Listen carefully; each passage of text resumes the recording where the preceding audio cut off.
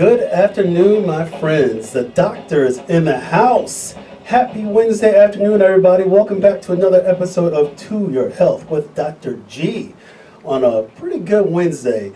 And I tell you what, I'm so excited to have you back and joining us today as we continue my Get to Know Them series, Part 2, The Power of Nursing. So this is going to be great, guys, because I'm so excited to have everybody here today. Again, what we do in this show is we're all about really making sure that we leverage our opportunities. I want you guys out there, when we're talking about health, I want you to be leveraging your networks. Talk to your doc. Talk to their connections. Talk with your family. Just find somebody that's going to be part of your healthcare team to help you get to your goals. And that's what this show is all about. We're really about building trust and delivering truth. So today, we're going to do my continued Get to Know Them series, The Power of Nursing. Make sure you stay tuned for next week when we have my Get to Know Them series, Part 3, Secret Confessions of the ER Doctor. That's going to be pretty nice. But today, the focus is on nursing, and something that really speaks home to me, because when you meet my panel today, each individual on this panel has had a huge role in helping shape how I practice medicine, how I care for my patients, and really striving me to be a better doctor each and every day. And as we get to know these people, these individuals, and you hear their story, you hear their compassion, take note that they are in it for the caregiving, they're in it for the love of what they do. And again, loving nurses. Nurses represent the backbone of our healthcare system. So it's an important forum to have people here today that are in the trenches but doing amazing things when it comes to health and well-being. Again, my name is Dr. Mark Gomez, board-certified internal medicine physician practicing out of Edward Hospital. You're tuning in here live on Intellectual Radio. You're following us on Facebook Live. You know my website, www.drmarkgomez.com.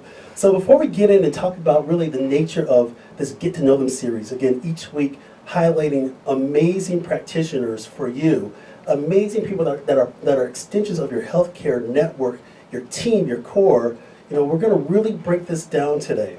But before we break down anything, of course, I got to hit you with a quick disclaimer. The content of To Your Health with Dr. G is for informational and entertainment purposes only, and that the content is not intended to be a substitute for professional medical advice, diagnosis, and or treatment. Further details can be found at www.toyourhealthwithdrg.com/disclaimer. Again, welcome back everybody on this important theme of nurses, the power of nursing. And here's the deal. Nurses are on the front lines of the healthcare field. And what they're doing each and every day is they're demonstrating this through compassion, through service, through just opportunity. We're all going to be touched by a nurse at some point in our lives. And the reality is we're born, and guess who's suctioning you? Suctioning all that gunk out of your mouth when you're born? It's a nurse. So from birth to death, we come across amazing practitioners, amazing nurses that really set the record straight and really help us out and be better human beings and healthier people as we go. So what I want to do, how this show works, of course, I'm going to introduce my panel, and really I'm just so excited because everybody on this show today has had a role in shaping me. So I thank you. This show is for you. So what I want to do is introduce some amazing guests. Amazing, of course. I like saying that word, by the way. So you're going to meet the crew. They're awesome. So my first guest today, I've known her for a long time, going back to our days in college, undergrad. And so, and we were at Loyola together. I was a medical student, she was doing nursing, and then just kind of keep going on from there. So I consider her a lifelong friend. So I want to welcome to the show Kathy Means, RN, BSN, CCRN, registered nurse, Loyola Medicine. Check her out, www.loyolamedicine.org. Kathy, welcome to the show. Thanks, Mark. I'm glad to be here. Hey, the pleasure is all mine, seriously. So I want you to do this. You know, you're meeting the crew, meeting the audience and everything. Please tell us about your background, where you did your training, and really how the theme, maybe a few words about how today's theme of the power of nursing really sets home with you. Okay. Well, I've been a nurse for about 14 years now. Like you said, I went to school at Loyola as well, and you know, decided to become an ICU nurse after being doing some training there. My student nursing training I did in the ICU at Loyola, and I loved it, and just really like the idea of being around people when they're at their absolute sickest. And trying to get them better. Well, again, I'm excited to have you on the show, so this is great. My next guest, I've known him for a number of years. Side note, he and I talk some comic book stuff, so it's all good. So he's been an inspiration in that part, but we work together intimately as part of the same care team in my private practice. So I want to welcome my next guest to the show, Joe Cadayona, MSN, FNP-BC, RN, nurse practitioner, Metro Infectious Disease Consultants. Check him out, www.midcusa.com. Joe, welcome to the show. Hey, Dr. G, thanks for having me. Hey, Joe. Hey, again, the pleasure is mine. Joe, why don't you tell us a little bit about your background, where you did your training, and how you kind of got to where you're at as a nurse practitioner, and really what today's theme means to you. Sure. Well, my background pretty much encompasses what I think nursing is all about, just because I feel like I've worn a lot of hats as a nurse. I started off in critical care arena, in the ICU, and the surgical and trauma ICU. From there I went over to an observation unit where we saw patient throughput in the hospital. I eventually became an assistant manager there and their educator, and then I left to do some schoolwork for my master's. And in the meantime, I was working as an educator for a pharmaceutical company, and that's when I met you guys, also at the primary care clinic too. So from that point on, I became a nurse practitioner in the infectious disease and neurology arena. So it's been quite a trip for me. Excellent. Thank you for coming out, my friend. My next guest, oh my gosh, me and her go way back. This is great. I'm so excited to have her here. When I was crafting the show, I go, you know what? I gotta have this next individual here because she's been such an important part of my career and everything, and I appreciate all the work we've done together. She left me to go to another practice, but that's all right. We still love her, it's all good. But I wanna welcome Liliana Castellanos, RN, registered nurse, Edward-Elmhurst Healthcare. Check her out, www.eehealth.org. Lily, welcome to the show. Thank you for having me. So I was a medical assistant for about 15 years before I became an RN. I've been an RN for roughly 2 years, outpatient internal medicine, where I started off with you. I think you pretty much pushed me into going back to school because I realized nursing is where it's at, and there's nothing else I'd rather do than do what I'm doing now. And I think that's important now. Our training consisted of pretty much every department, med-surg, ICU, ER, wound care, geriatrics, but I think where we are in medicine now, it's outpatient. I think it's preventative medicine. I think we're at the forefront, and I'm excited to be here. Thanks for having me. Thank you, Lily, for coming on out. My last guest today, me and him have known each other for a number of years too. We don't do comic books together, but we live life together, and why not? So I want to welcome my last guest, Federico Perez. Fred is an LPN, licensed practical nurse with Edward-Elmhurst Healthcare. Check him out, www.eehealth.org. Fred, welcome to the show. Thank you, sir. So just a little bit about myself. I started as a CNA for 7 years, and I went back to school, completed my LPN, and I'm actually back in school to complete my RN. And then we'll see what the future prepares for us. Everything started when pretty much by my sister, that she's very into medicine since we were growing up, and she's the one that kind of like brought me into the route of medicine, and that's where I started looking into different careers, and I ended up choosing career as my career for myself. And now I'm married to a beautiful RN that she's the one that is pushing me as well to go back to school, and so this is where we are right now. Excellent. So now that you guys have met the crew, we're going to start asking some questions. So each week I ask the crew some questions just to really get to understand, how their approaches are when they take care of patients. What are their approaches just in general thoughts about healthcare in general? So each week, of course, I like to start with the show, and we introduce a topic called the chief complaint. The chief complaint in medicine is when somebody comes into your office and they're complaining of a particular ailment. And so the chief complaint, aka the question of the hour, the situation of the hour: how do nurses safeguard the health of your friends and loved ones? So, and I will say this, nurses are so critical, they're a critical part of the healthcare system, and they make up the largest section of the health profession. That's a fact, no doubt about that. So I want to ask this kind of question. Maybe we'll start a little bit about just kind of the background a little bit. So Kathy, why don't you tell me a little bit about some of the origins of nursing? You know, what do we know about that? We know nurses are here to stay. They've been around for a long time. But what are some of the origins of nursing? Sure. Well, I think the idea of nursing as it stands right now is started with Florence Nightingale. Everybody knows about Flo. Flo. So she was sort of like the first nurse, so to speak, and you know, she brought the ideas of cleanliness and not antibacterial per se, but the idea of cleanliness and good nutrition and kind of like other things, you know, more things go into your health than just what you realize. And so I think that's what nurses kind of focus on is, you know, we're not doctors, we can't diagnose, we can't do that sort of thing, but we can, you know, do all the other things to sort of take care of the whole person. Excellent. And so let me ask you a final question. So what kind of was your passion to go into this field? I think my passion is kind of a little bit different maybe than, my mom was a nurse, my dad was a physician, so he's sort of always around that thing.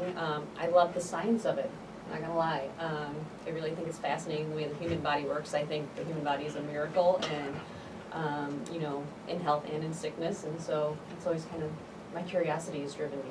Excellent. You know, we all have this point A. We go from point A to point B in life, and I've shared my story before in this program that my reason to become a physician was really seeing my brother, my twin brother, who was going through a severe asthma attack when I was 9 years old, and that really just kind of said, you know what can I do to end suffering, to help take care of people in their time of need, and I think that's just like the quintessential epitome of nursing, taking care of people in their time of need and doing this for the right reasons. Joe, let me ask you this. How did you wind up going down this pathway to get into nursing? What was kind of your inspiration?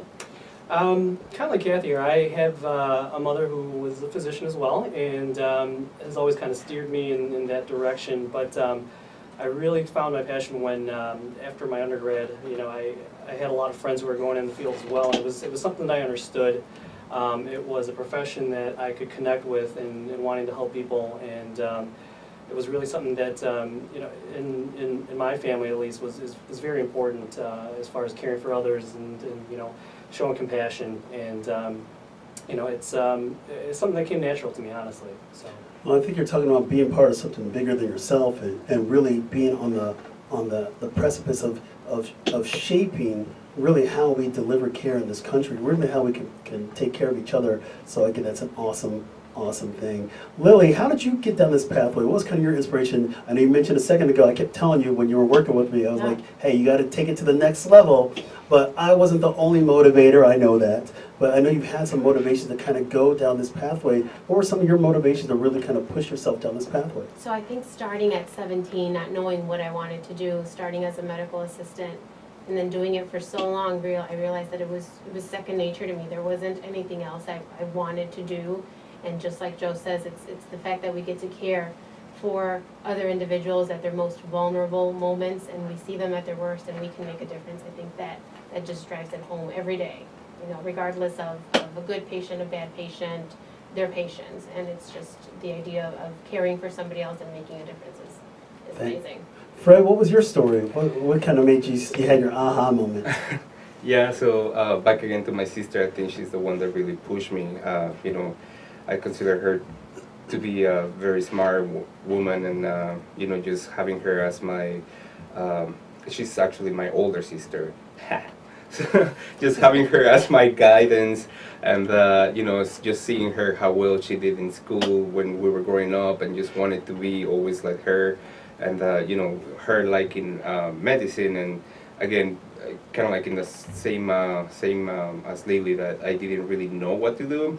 But once I got into the field, I knew that this was for me, just because I'm a very social person, and it was very easy for me to just, you know, develop into the nurse that I am right now. And you know, just seeing when patients, you know, when you're taking care of somebody and they're just striving to become better, and then I'm the one that kind of like gives them the tools to get better, that makes me feel good. So I think that's the whole point of becoming a nurse, just, you know, seeing people thriving for a better health.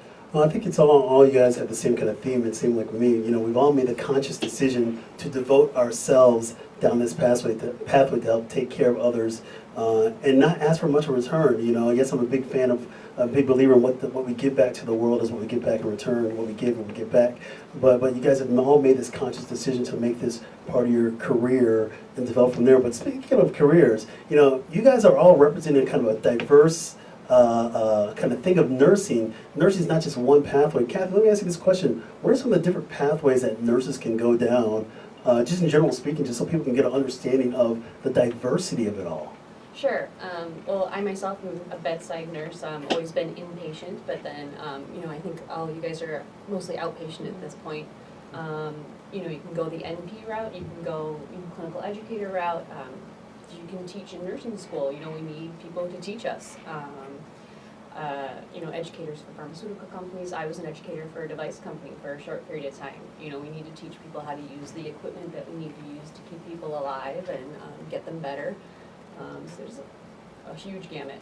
You know, it's interesting. I think about just, again, the diversity of things. I mean, and to even expand on that, I mean, you're talking about different kind of industries. Nursing is not just kind of, oh my gosh, I got to clean up some poop and some pee. It's not. It's so much more broad than that. And there's so many different opportunities that are out there. Joe, talk about how you kind of made the transition from RN to basically nurse practitioner. Yeah, I mean, it was something that I kind of always had in the back of my mind ever since I started nursing as a bedside nurse.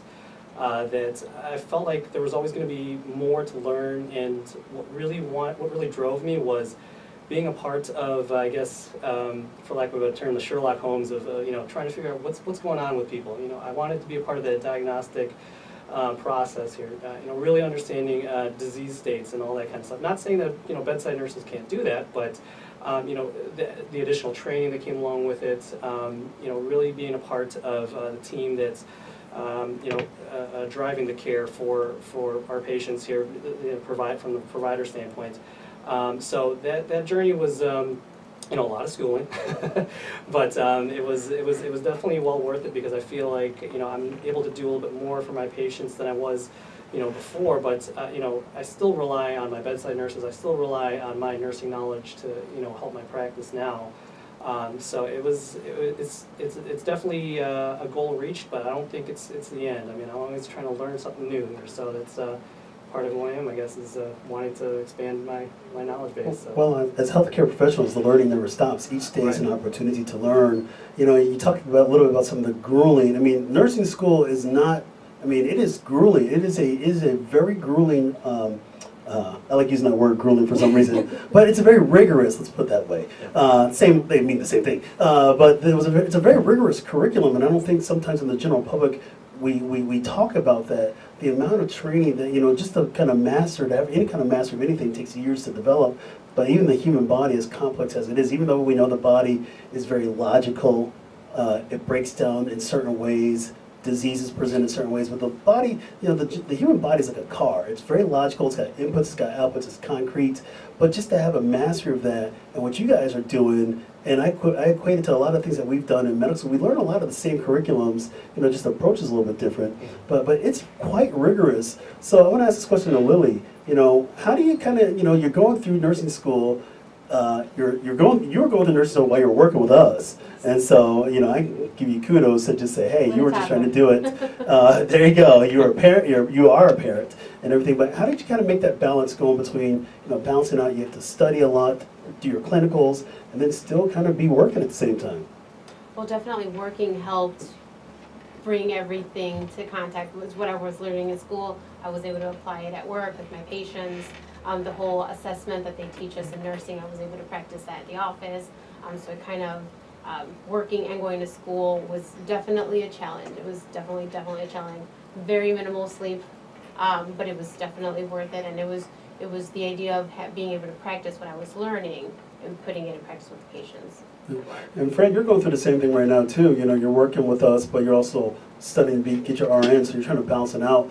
You know, Kathy, I think you were a little more of a traditional, where you necessarily weren't like had a big career and then say, hey, I'm going to go back and become a nurse. Fred, why don't you talk about, you know, how you kind of did that, how you're making this transition, and then I'm going to ask the second question to Kathy. How is it like? Are people still going from the way you kind of went through? Are you seeing things more? They're kind of going the route that some of our guests are going, or the working person then go back to nursing school. Fred, why don't you start out first? How'd you go from? How do you balance this out right now? So first of all, turn off your cell phone. Do not answer any phone calls. Just of course, family, wife. But yeah, I mean, just like Lee said, lack of sleep, study a lot. If you really wanna pursue a career in health, I mean, you have to realize that it's gonna be hard, and if you have the passion to learn, it's really not gonna be as hard because you are pretty much liking what you're learning. So. Yeah. You're driven, there's no doubt about that. Kathy, what's your thoughts been? Are we seeing some trends? Are people going kind of the more traditional route that you did, or you see more of like, even some of the colleagues you're working with now, you're seeing it more kind of going down their pathway? Sure. I think it runs the gamut. I mean, there's still definitely nurses who are coming out the traditional 4-year program. I actually did something called an accelerated BSN, which I graduated from college, decided I didn't want to do what I did, and went right back to school pretty much. And there was a lot of people in my program like that. There was a woman who had been a chiropractor for 20 years and decided to go back to nursing school. So absolutely runs the gamut of, and you can do a 4-year program, you can do a 2-year program, it's whatever works for you, and if that's really what you want to do, you find the program that works for you. Excellent. So now that you guys are here more, we're talking more about just kind of the requirements to be a nurse. I want to kind of change the topic a little bit. I want to get kind of your perspectives on just kind of what's going on with health right now, because that's what we're here. We're here to help people, guide them through health challenges. We're going to get into a little bit of myths versus facts later on, but I kind of want to get your guys' perspective on just really what's going on with the state of health. So I'm going to ask this question to Lily. I'm going to put you on the spot right now. Here you go, Lily. So here's the question. What is your general thought process about, the chronic disease burden that we're seeing on a day-to-day basis in the typical average adult lifestyle? I mean, where are we at? What do we need to do? So I think a couple decades ago, it was still patients were coming into the office to treat an illness, to treat a chronic illness like asthma, diabetes, hypertension, and they would only come when they were sick. I think medicine now is striving more towards a preventative method, to where we're having patients come in before they get sick. We're teaching them how to prevent hypertension, prevent diabetes, and if this is something that they're going to have, how they can treat it and live longer, happier, healthier lives. I think that's where the main point is right now, is preventative medicine more than just coming to see us when they're sick. Joe, thoughts on that? I completely agree with that. I mean, I think the obvious question is, or the obvious conundrum is, how can we do more with less, essentially? And anybody who's a nurse or works in healthcare understands that budget plays a big role, whether we like to admit it or not, in how we care for our patients. And so the more we can do in the outpatient arena, and even in the inpatient arena to some degree, as far as education goes, and treatment modalities and all that kind of stuff, preventing the readmission is huge in this day and age. And yes, things like insurance have things to do with it as well. But from a truly caregiver standpoint, I think that education and preventative measures really do play a bigger role now than they ever did before. I think about how with me, when I first started in my clinical practice, we kind of, this is 11 years ago, we really kind of had this, we'll wait for people to come to us, but we're so much more, at least in primary care I can speak about it, that we are so much more we know all of our diabetics, for example. Yeah. We know all of our patients that have high blood pressure, and we're actually reaching out to them versus them waiting for something to happen to come and see us when something goes bad. We're saying, no, we're going to reach out to you now, get you in on a schedule every 3 months or whatever, but we're going to pull you in so we can make this short-term sacrifice so we get the long-term gain, and that long-term gain is not ending up in the hospital. And Kathy's got to take care of you because she's working in the ICU, and you're in really bad health. And so we're really trying to do that. The reality is we still live in a very disease-driven model, and that's really disease helps pay the bills around in our healthcare system. And so, we really have to have this kind of collective mindset. Fred, let me ask you this question. How do we create more urgency in our communities to live healthier lifestyles? What's your thoughts on that? I think it's all about the education, and that, I think nurses play a big role in education, just teach them the right. Even right now, because we have internet, it's very easy for patients to access information. It's just on us to route them to look for the right information. I can speak about like myself with the Hispanic community, and the problems with chronic diseases, and the importance for them to understand that a healthy diet is not always a traditional diet, like just or like a cultural diet, like I don't know if that's a word. I think it's a word. but a healthy diet basically. So yeah, I mean education is just the priority. That's how you maintain a healthy lifestyle. Kathy, you see a lot of people obviously on the inpatient side, and again, from our experience working together many years ago, many moons ago, we're both, by the way, we both have aged gracefully. There you go. During this time. I got to just say Haven't changed a it. bit We've either of us. aged gracefully, there's no doubt. But, I remember our days in the ICU together, and you're seeing the end result of disease, and you're still seeing it right now. What's kind of your perspective on things as an ICU nurse? What do we need to do to help prevent people from coming in your door? That's a really good question. I think it comes back to what Fred was saying. It's all about education. I think people think, oh, well, if I get this, there'll be a pill I can take for it or a shot I can take for it, and not understanding. We can prevent all of that altogether if with some lifestyle modification, or if we do get to the point where you do have the diagnosis, there are things that can keep you out of the hospital. And unfortunately, there's still a lot of education that needs to happen. Yeah, I know. And I think that's why I wanted to create this kind of show, to have this kind of forum to talk about it, but also for those that are out there listening to us, watching us on intellectualradio.com or watching us on Facebook Live, really to say, hey, you know what? These are people that care.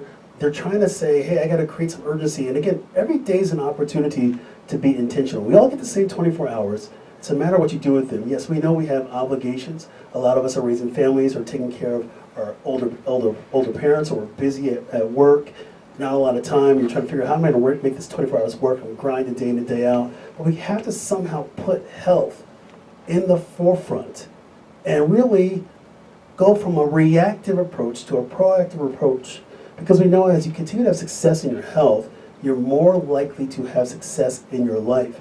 And really your health journey is just part of your life journey. Let's tell our story. Let's make it successful. Let's live healthier and happy lives. And that's what we're talking about today. Again, I want to help move the needle, and what you guys are doing is amazing to try to help create that sense of urgency. So I want to ask this question to Joe. Joe, what is the most rewarding part of your job? Well, I always stick to this story because, like I used to work in the intensive care unit, and the most rewarding part of my job is being able to see a patient, say a year or so down the road, come walking in through those ICU doors on their own 2 feet and saying thank you. And it's not so much the gratitude that I'm looking for, it's seeing the progress that they've made, and seeing them through this disease process when they've been at their sickest, and then seeing the end result of it. I think that that's really kind of what drove me all those years to pursue a higher degree and to pursue more opportunities in nursing, was being able to see positive outcomes in healthcare, essentially. Fred, what's the most rewarding part about your job? Yeah, I mean, just like you said, just getting to know the patients, just talking about the kind of job we do, and just I don't know, just when you see the patients and they know your name and they know what you have done for them. That's just the rewarding part about the job that we do. I mean, right now with the holidays coming up, and patients just basically telling you by your name, like, oh, I know you, and I'm here just to say hi, and just tell you happy holidays, and just because you feel rewarded because of the job that you have done for them.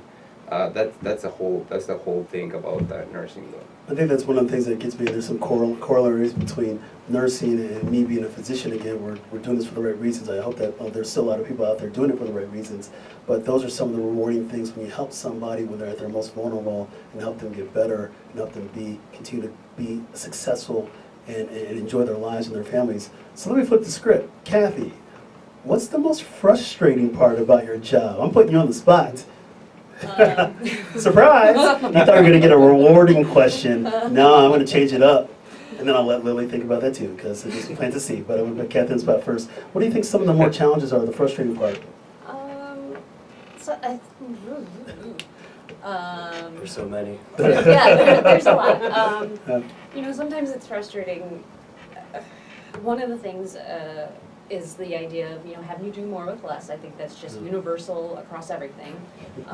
Sometimes it's hard, we would love for your stay in the ICU to be similar to your last stay at the Hilton, but unfortunately it's not. So it's, that can be frustrating when, you're not able to help somebody with, ordering their food because you're, doing a wound change in another room, so it's sort of, that's frustrating when you're upsetting people and you're not trying to, or if people are feeling slighted because you're not helping them with what they see as their highest priority because you have to prioritize something above it. Yeah, I think naturally we're people pleasers, and so, but we all want to do our job well, and yes, there, one of the challenges, we'll get into that about some of the things that you have to do is balancing a lot. Lily, what's the most frustrating part about your job? I think there's two. I think it's non-compliance from patients, and then just the nurse and provider versus Dr. Google debate, They're calling in, well, the internet said this, so you're telling me this, I don't think I should do that. Well, I get asked about Dr. Google on a daily basis, and I'm just kind of blocking these. I'm like, Dr. Google didn't go to medical school. Now, I don't have all the answers. I know a lot, but I don't have all the answers for everything. Nobody is. We're not perfect people. We're human beings, and we're trying to do a service. And yes, if I don't know something, yes, I'm gonna try to direct somebody to somebody who may know the answer. And I'm totally cool with saying that. Some people may not be able to check their ego at the door, but I can check mine, that's for sure. But we're going to make sure we have all the resources. If I don't have the resource, I'm going to find somebody that has the resource. And so, yeah, you're talking about, sometimes the challenges is it can be some non-compliance or facing the things that Google's saying, but we want to just kind of re-educate. And it really comes down to education at the end of the day. So I think you guys are hitting the head on the nail. So I want to ask this question to Joe. Let's talk a little bit about caregiving in general. There are certainly inherent stressors with any nursing job, and we just talked about a little bit about, and Kathy mentioned about balancing things, prioritizing. What are some of the day-to-day demands? Like, say in when you were working in the ICU, talk about a little bit how you had to balance patient loads, because you guys, and Kathy can probably comment on it in a sec, but balancing sick patients, 5 or 6 that are assigned to you in a single shift can be quite challenging. Absolutely. I think part of the success that we as caregivers can experience in that arena is working together as a team. And if you've got a great team around you, it's going to make your job a heck of a lot easier. And that goes all the way down from the housekeepers all the way up to the head physicians. If you have a well-oiled machine that can rely on each other and you can kind of delegate certain things to other parts of your team members, that just makes your job a whole lot easier. So I think a team-based approach is probably one of the best systems that I could probably recommend to work in to help alleviate some of those stressors. I think education absolutely has a big role in this as well. The more educated that the caregivers are, the more educated we can make our patients. So. Excellent. Kathy, let's talk a little bit more about this, the day-to-day grind. Burnout is real, compassion fatigue is real. A lot of fields, it's not just applicable in nursing, physicians, whatever industry people are in, there's burnout and business and all that kind of stuff. How do you deal with that kind of stuff? Because you're dealing with real life, real emotions, and in a lot of cases, life or death. But you have to still be tasked to do your job. How do you kind of settle yourself? How do you kind of balance that out? I think like Joe was saying, there's a lot of teamwork involved, and with the team that I work with, we try to celebrate the victories that we do have. Whether it being, a patient getting out of bed for the first time after a month or something that sounds like a little thing to some people, but that's huge for some of our patients. So celebrating that victory, we cheer people as they're transferring out of the ICU, Yes. like, don't never want to see you again. It was nice to know you, don't want to see you. And no offense taken, by the No, way. exactly, so just celebrating those little victories goes a long way. Excellent. So I want to hit you guys with a couple stats because I think this is really important. We're talking about the power of nursing. The reality is that we need more nurses now than ever.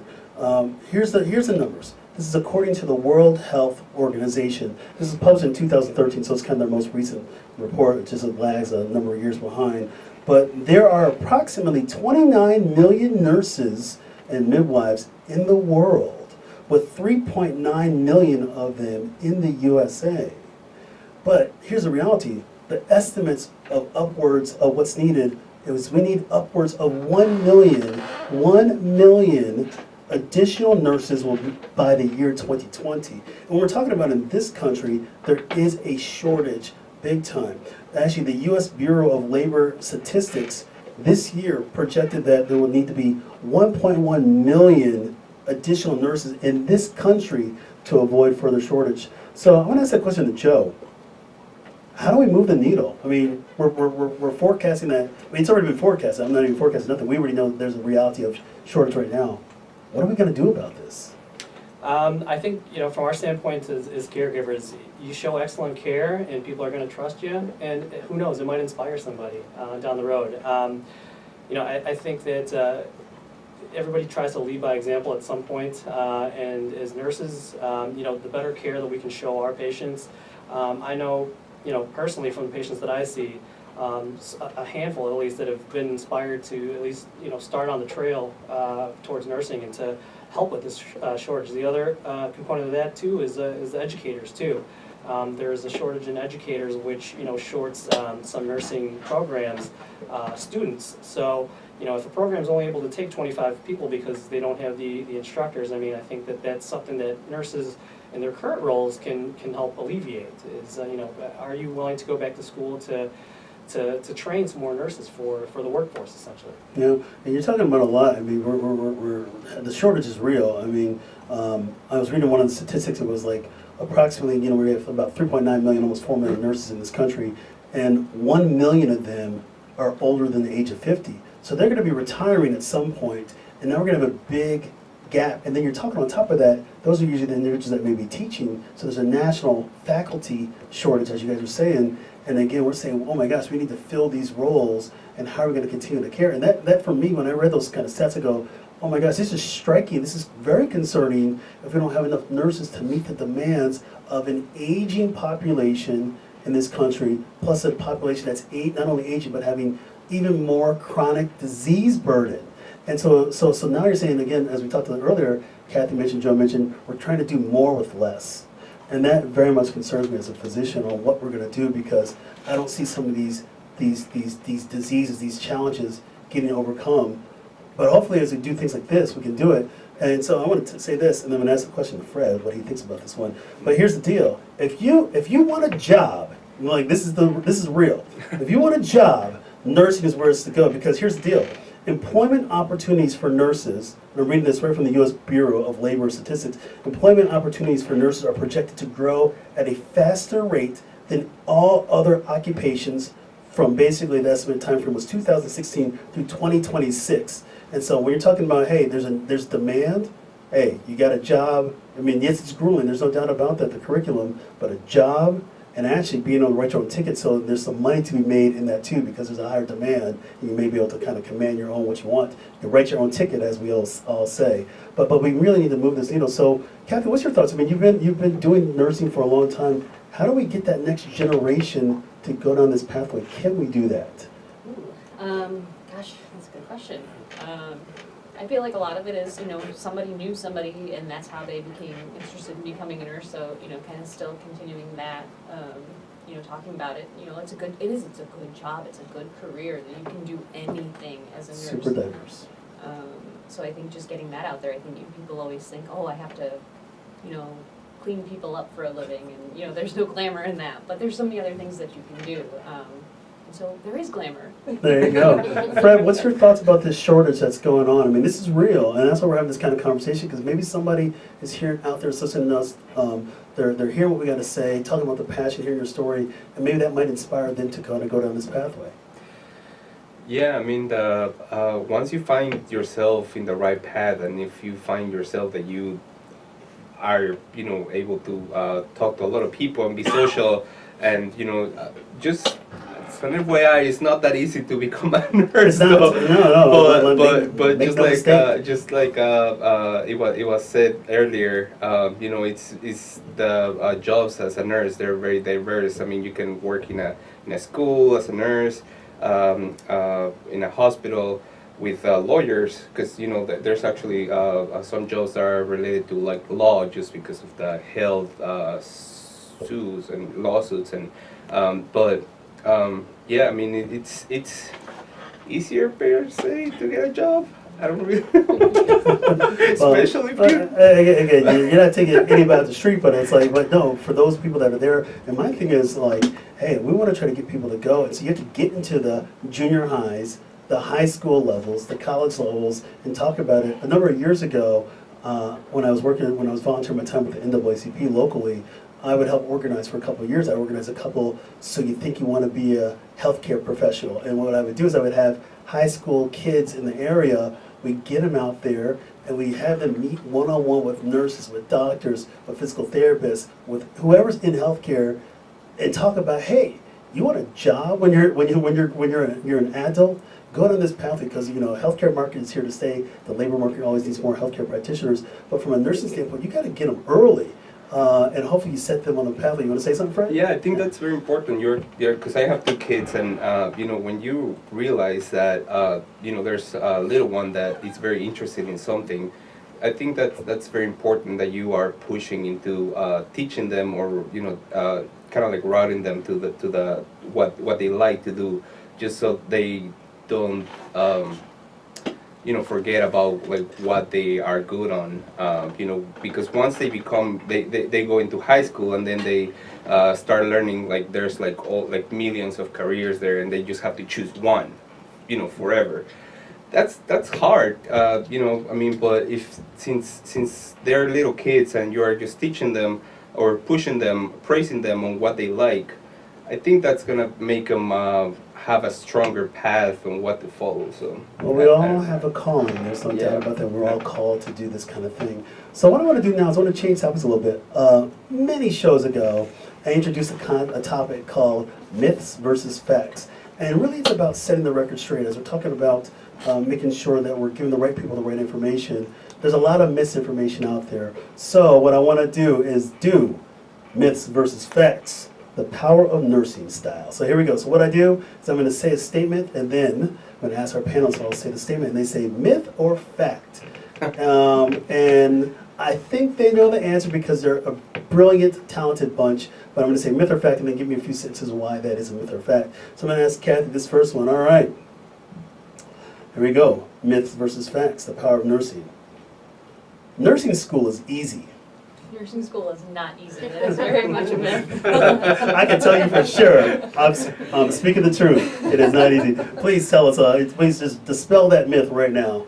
Well, I mean, if you find, chemistry, microbiology, biology, pathophysiology, physiology, if you find those things to be easy, then nursing school is easy. There you go. I mean, yeah. It's like, you hit the head on nail. So this is the reality. It's like any kind of career that you go into, I mean, there's going to be a degree of mastery that you have to have, and there's going to be a lot of effort that you're going to put in. I mean, thousands of hours to put in to just get good at something, years of training, so it is definitely not easy. So thank you for displaying that. And I actually forgot all those different kind of fields. I was like, wow, chemistry?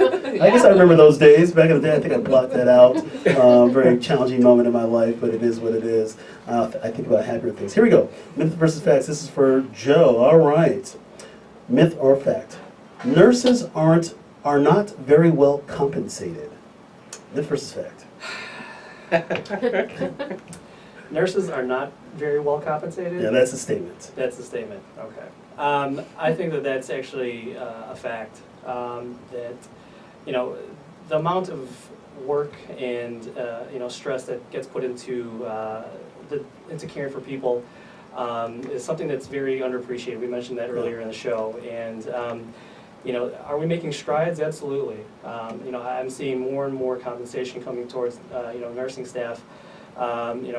All over the place. But the reality is, if you're working 3 12-hour shifts at night, especially, and you're pretty much out of commission the next day, and you got to take care of a family, and you're going back to school for all that stuff, and you've got little kids at home, yeah, very well I compensated. agree with you. I think our nurses certainly deserve more than what maybe the average nurse may be getting. And you talked about the diversity too, and it's, there's so many different realms of nursing that can certainly affect even how you're compensated. But I think from a general rule of thumb, what we're talking about here today is I think nurses should be better compensated without a doubt. That's a Dr. Gomez fact. All right, here we go, Lily. Myth versus facts. Here we go. Here's a statement. All nurses do the same kind of work. Myth or fact? That's definitely a myth. Please explain. There are so many different aspects of nursing. I mean, you can be in an office being a nurse, working from the insurance point of view. You can be in a hospital being a bedside nurse. You can be in wound care. You can be an educator. You can be outpatient surgery. I mean, there's so many different pathways that we can go to. So no, we don't do the same. Definitely not. It's very important. We all do very important things, but not the same. That's for sure. All right, here we go. Another myth versus fact, and I think Fred will easily dispel this one. But here we go. Myth or fact? Nurses are only women. I like how you whispered that into the phone. You can speak to the phone, the microphone. It's a It myth. is what it is. Yeah. It's a definite myth. Please explain. Because you're living proof. Well, You're living proof, and so is Joe. How can I tell you, my name is Fred? Well, actually, I when I was preparing for the show, I found that back in the history of nursing, they actually, in Civil War here in the U.S., there were a lot of guys that became nurses just because there was, a low number of doctors available because, pretty much everybody was dying. And there were a lot of guys that became nurses, and from there, then more of the numbers of they're more like on the women's side, but more and more men are getting into nursing nowadays, and it's a very good career. Yeah, I think the kind of makeup, it's about 9% nationwide nurses are men. The Yeah. number might be higher. And I think That's it's one stat growing. that I read. So thank you for dispelling that myth. And again, we got two male nurses right here to dispel the myth. They're practicing. So there you go. It's the reality. All right. So here you go, Kathy. Myth versus fact. Here we go. You can't be a nurse if you are afraid of blood. That's not true at all. That's a myth? That's totally a myth. Please explain. I mean, all nurses have their Achilles heel. Blood does happen to be mine, but you get over it. And, like Lily was saying, you don't have to be a nurse that deals with blood. If it really, truly terrifies you, you can work for an insurance company, or you can do any of a million other things. But no, you can kind of get over it. Because again, teamwork makes the dream work. If there's something bloody going on, you can delegate that to somebody else. Excellent. Here we go, Joe. Myth versus facts. Here's a statement. Learning for nurses ends once you get your degree. That's a myth because I am the prime example of that. I agree, yeah. I think that's a myth because, like I said before, being more knowledgeable as a caregiver is only going to help improve your practice and your care for your patients. So, whether you've got your LPN or your doctorate, I mean, the journey can never, be finite in that sense. There's plenty to learn. There's always something to learn. So. All right, here we go, Lily. We'll do a couple more of these. Here we go. Myth versus fact. And here we go. Nurses run errands for doctors. Myth or fact? Well, when you were working with me, that's definitely a myth. I did not make you do any kind of errands at all.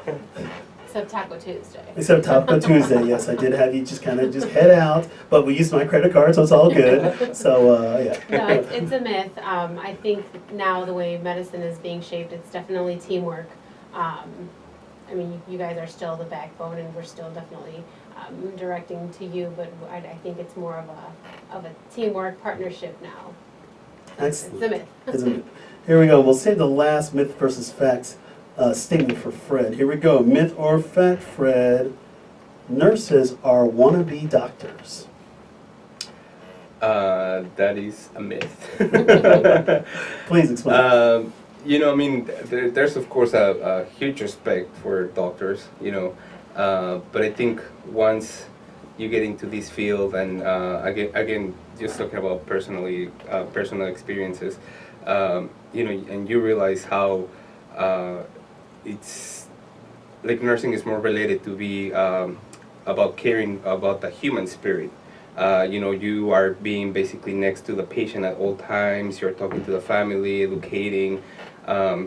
So, and you guys are more, like diagnosing the actual disease, giving the instructions. I kind of see it like as a football team that you guys are the quarterback or the wide receivers. So it's a whole team though. But no, I mean, there's a huge respect definitely for doctors. But I'm pretty content with the career of nursing. There you go. Thank you, Fred, for your honest opinion. As always, Fred gives us honest opinions all the time. He actually made he put a picture of me in the office the other day on top of a Christmas tree that we have. So it is what is my little cut-up picture of me in a miniaturized version. So again, I think you're living your best life. There's no doubt, Fred. All right, so we got about 5 minutes or so left, guys. So I want to kind of bring this home. We've been having this discussion about the importance of nursing and how integral nurses are in the care of our families and our loved ones and our friends and our coworkers. A lot of people may care for each other. So really, when we talked about the beginning, something called the chief complaint again, how do we address some of the challenges, how important our nurses are in our healthcare system this day and age. So let me ask this, and so we're going to wrap it up, and we call this the assessment and plan. The assessment and plan is when you finally listen to your story of your patients that came in, and you kind of come up with a diagnosis and a plan, an action plan, this call to action. So I want to start out with Fred. I'm going to ask you this question. Fred, kind of give us a couple, it's not really a question, it's a statement, but give us a couple take-home points for people to know about nursing, to be successful when they interact with nurses. But what are kind of your take-home points today on our discussion that we've had? Give us a couple points. Like for patients or like in general? For patients, like just to know about the importance of nurses. So what are kind of your thoughts on that? Well, I mean, it's important to tell, we were talking about education and, pretty much when we're giving advice or recommendation, a lot of patients don't think that what we're telling them is completely true, just because they want the recommendation from the actual doctor. And again, it goes back to being a whole team. I think it's kind of hard sometimes to break through the patient to have their whole trust of what we're telling them and what's good for them. But it's pretty much that. It's just to understand that we are doing and we are getting the education for us to give them the perfect help for health, to achieve their health. Thank you. Lily, give us a couple take-home points today. We've been having this great discussion about the importance of nursing, how important it is, integral in people's lives. Give us a couple final thoughts. So I think nursing is definitely one of the best career choices out there. You can do anything with nursing. You never stop growing. So go be a nurse. Excellent, I love it. Call to action, love it. Thank you. That's well said, by the way. I was going to say that in my closing remarks. Oh, sorry. That's all right. We'll say it together. Joe, give us a couple final thoughts on today's topic. We're having this great discussion about nursing, the importance of what you guys are doing. Just give us a couple final thoughts on for viewers and listeners out there on just how this is so important for us. Yeah, I think the nursing workforce is definitely something that I now, as a provider, as a caregiver and provider, rely on is the nursing workforce, and knowing my patients and being the go-to person for the patients that I see in the hospital. The nurses kind of coordinate all the care from all the different providers and specialties. If I ever have a question about one of my patients going for an MRI, call my nurse. So nurses definitely play an integral part in the care of patients, and I'm proud to be a nurse. Excellent, thank you. Kathy, give us a couple final thoughts on today's topic. Well, nursing is incredibly rewarding. I think there's no other career where you can, like you said earlier, help a baby have their first breath in the world, and then sort of have somebody die with dignity and help them be comfortable in their last moments on this earth, and provide comfort to their family and everything that goes in between. So it's incredibly rewarding. Excellent. My kind of final thoughts are this. I want to do this show to really pay tribute to those that have been part of my medical journey, part of my health journey. Again, being, you're born into this world and there's a nurse right there for you. When we pass on, there may be a nurse right there for you as well too, and everything in between. And so I really want to highlight the fact that, nurses are super important to just our existence. You know, from a technical standpoint, the grueling hours of education, that's important, but the critical thinking skills and the mastery of medical understanding is paramount. And it's really underappreciated, but I think that now's the forum to say, hey, you know what, just thank a nurse. That's what I want you guys to do today. Thank a nurse. You know, that's your task, a call to action, but the nurses are super important to our existence and really help represent the backbone of our health. So I want to thank today's guests, Kathy Means, registered nurse, Loyola Medicine, Joe Cadayona, nurse practitioner, Metro Infectious Disease Consultants, Liliana Castellanos, registered nurse, Edward-Elmhurst Healthcare, Federico Perez, Fred. It's been awesome having you on the show today. Licensed practical nurse, Edward-Elmhurst Healthcare. You've been listening and watching live on Facebook and intellectualradio.com. This episode is written by Dr. Mark Gomez and Tiffany E.R. Gomez. Producer is Tiffany E.R. Gomez. Music is by the wonderful Mr. Havis. Stay tuned for next week's episode. Get to Know Them Part 3, Secret Confessions of the ER Doctor. You know where to find me, www.drmarkgomez.com. Have a great day, everybody. Peace out.